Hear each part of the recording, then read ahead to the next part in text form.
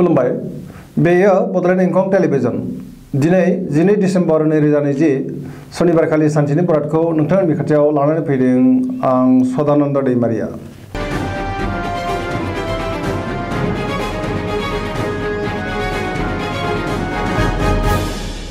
सिगां फरायथिनो लादों मेष राशि। दिनैनि साना मोजां आरो गाज्रिनि गेजेरजों बाबेनलांगोन। गोसोखौ जोबोर गुलुं गुजुं मोनगोन। गाव हारसिङै जेबो गोथों साननो रोंनाय नङा। गुबुननि हेफाजाब लानांगोन। मावनो लानाय खामानिखौ गुबुननि हेफाजाबजों मावफुंनो हागोन। देहाया मोजाङै थागोन। अब्लाबो दिनै जानाय लोंनायाव सांग्रां जानाया गाहाम। रांखावरियाव मोजां। बेफार फालांगियावबो मोजां होनजायो। समाजाव मान मोनगोन। धोरोमारि बिथिङाव गोसो दुंखांगोन। सोरबा लोगोआ मेगन साखोमागोन। सांग्रां थानाया गाहाम। फरायसाफ्रा मोजां फिथाइ मोननो हागोन। लाइमोनफोरनि गोसोआ दिनै जोबोर रमान्टिक जागोन आरो गावबा गावनि गोसोनि साननायखौ फोरमायलायनो हागोन।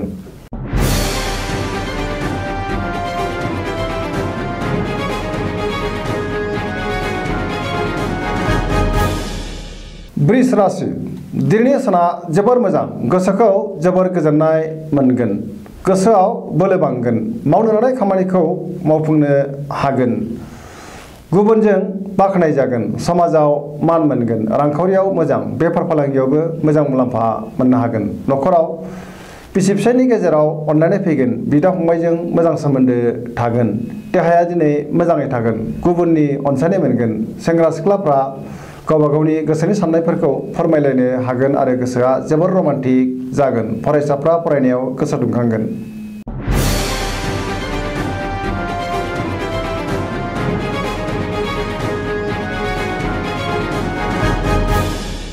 मिथुन राशि।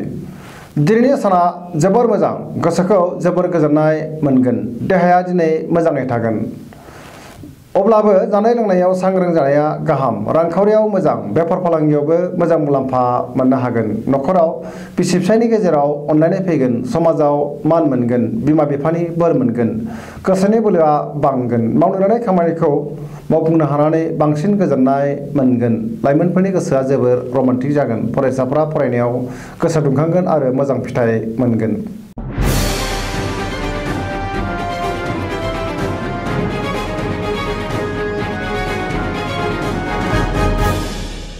कर्कट राशि। दिनैनि साना मोजां आरो गाज्रिनि गेजेरजों बाबेनलांगोन। गोसोखौ जोबोर गुलाय गुजाय मोनगोन। सोरजोंबा सोंखारि जागोन। मावनो लानाय खामानियाव गोबां हेंथा नुजाथिगोन। रांखावरियाव मोजां। बेफार फालांगियावबो मोजां। न'खराव गावजों गाव एना एनि जालायनो हागौ। सांग्रां जानाया गाहाम। गुबुनजों बाङाय बुंनायानो गाहाम जागोन। देहाया दिनै मोजाङै थागोन। फरायसाफ्रा फरायनायाव गोसो दुंखांगोन। लाइमोनफोरनि गोसोआ जोबोर उसुखुथु जागोन।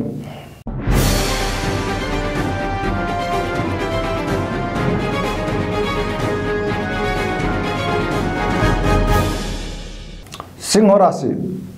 दिनैनि साना जोबोर मोजां।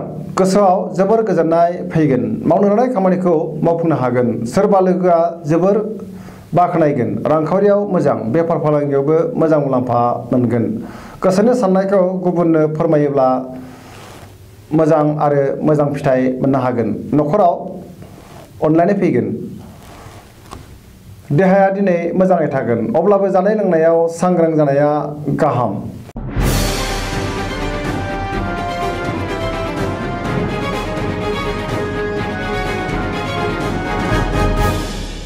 कन्या राशि।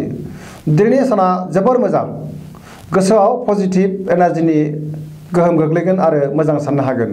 गोसोनि बोलोआ बांगोन। देहाया दिनै मोजाङै थागोन। रांखावरियाव जोबोर मोजां। मोननो गोनां धोनखौ दिनै मोननो हागोन। बेफार फालांगियाव मोजां मुलाम्फा मोनगोन। गोबां सुबुंजों लोगो मोनलायगोन। न'खराव अनलायनाय फैगोन। गोबां खामानियाव मुखुब थागोन। फरायसाफ्रा फरायनायाव गोसो दुंगोन। लाइमोनफोरा मोजां खौरां मोनगोन। फरायसाफ्रा फरायनायाव गोसो दुंगोन। दिनै जायखि खामानि मावाबानो मोजाङैनो मावफुंनो हागोन।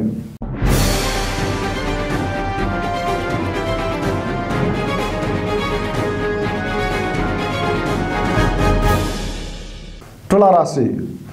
दिनैनि साना बारा मोजां नङा गोसोखौ जोबोर गुलुं गुजुं मोनगोन गोसोनि बोलोआ लोरबां जागोन गोसोनि साननाया टेबार नांगोन मावनो लानाय खामानिखौ खुनुरुखुमै मावफुंनो हागोन देहाया दिनै अदेबानि मोजाङै थागोन रांखावरियाव मोजां न'खराव बिसि फिसायनि गेजेराव अननानै फैगोन समाजाव मान मोनगोन बेफार फालांगियाव मोजां मुलाम्फा मोननो हागोन नाथाय अब्लाबो खरसाया बांगोन गुबुननि हेफाजाब मोननाय नङा जायखि खामानि मावा मानो हारसिङैनो मावनांगोन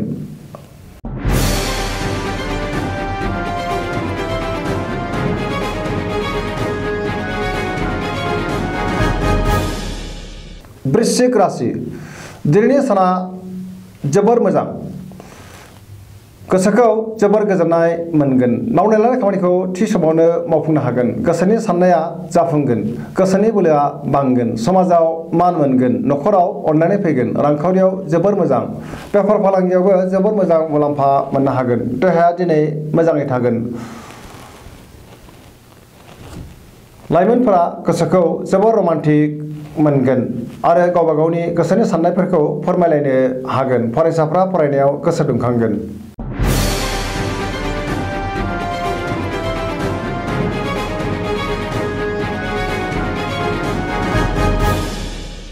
धनु राशि दिनैनि साना जोबोर मोजां गोसोआव बोलो बांगोन बहाबा थांनो गोसो जागोन मावनो लानाय खामानिखौ थि समावनो मावफुंनो हागोन गोसोनि साननाया जाफुंगोन रांखावरियाव जोबोर मोजां बेफार फालांगियावबो मोजां मुलाम्फा मोननो हागोन समाजाव मान मोनगोन देहाया दिनै मोजाङै थागोन न'खराव बिसि फिसायनि गेजेराव अनलायनाय फैगोन बिमा बिफानि बोर मोनगोन बिदा फंबायजों मोजां सोमोन्दो थागोन सेंग्रा सिख्लाफ्रा गावबा गावनि गोसोनि साननायफोरखौ फोरमायलायनो हागोन आरो गोसोआ जोबोर रमान्टिक जागोन फरायसाफ्रा फरायनायाव गोसो दुंखांगोन आरो मोजां फिथाइ मोननो हागोन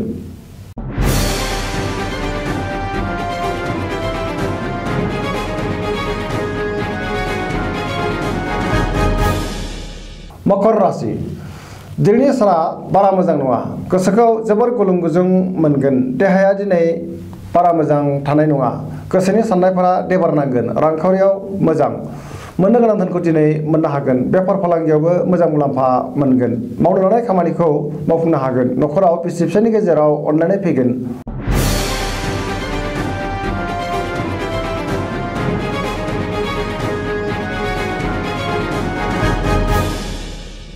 कुम्भ राशि दिनैनि साना बारा मोजां नङा गोसोखौ जोबोर गुलुं गुजुं मोनगोन सोरजोंबा एना एनि जानो हागौ नांलाय खमलायबो जानो हागौ गोसोखौ हमथानाया गाहाम मावनो लानाय खामानिखौ मावफुंनो गोब्राब जागोन बहानिफ्रायबा गाज्रि खौरां फैनो हागौ मानहानि जानांनोबो हागौ रांखावरियाव मोजां देहाया दिनै मोजाङै थागोन न'खराव बिसि फिसायनि गेजेराव बेले बेजे थासारि फैगोन गुबुननि हेफाजाब लानांगोन लाइमोनफोरा गोसोखौ जोबोर उसुखुथु मोनगोन सांग्रां जानाया गाहाम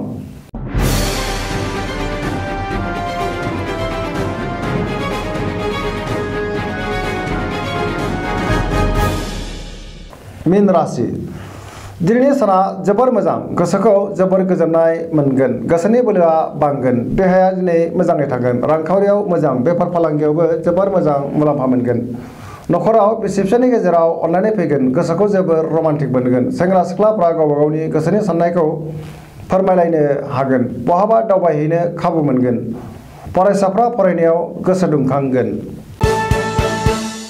दिनैनि राशि फरायनाया एसेनोसै जोबनायाव बेखौनो खावलायो जाहाथे नोंथांमोना सानफ्रामबो जोंनि बे बड'लेण्ड इंखं टेलिभिजनखौ नायबाय थायो आरो साबस्क्राइब खालामो एसेनोसै गोजोन्थों